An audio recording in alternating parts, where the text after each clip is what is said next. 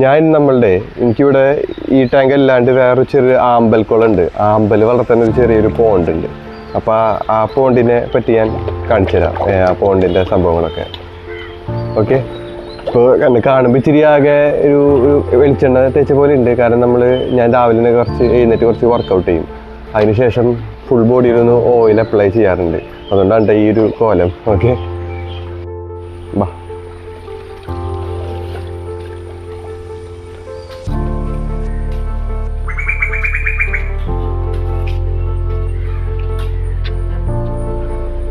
ഇതാണ് ഇപ്പോൾ നമ്മളുടെ ആമ്പൽക്കുളം.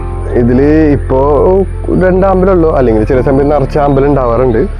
അപ്പോൾ ഇതിൽ കുറച്ച് മീനുകളൊക്കെ ഉണ്ട് കേട്ടോ.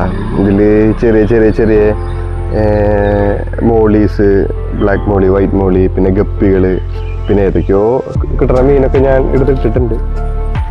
അപ്പോൾ ഇവർ അത്യാവശ്യം നമ്മളെ അടുത്തേക്കൊക്കെ വരുന്നതാണ് കേട്ടോ. ക്ലിയർ ആവുമെന്ന് അറിയില്ല. ചെമ്മീനായിട്ടാണ് കൊടുക്കുന്നത്. ചെമ്മീനും കൊടുക്കും, പിന്നെ പെല്ലറ്റ് ഫീഡിങ് കൊടുക്കും. ചെമ്മീൻ ജസ്റ്റ് ഞാനിങ്ങനെ ക്രഷ് ചെയ്ത് കൊടുക്കും.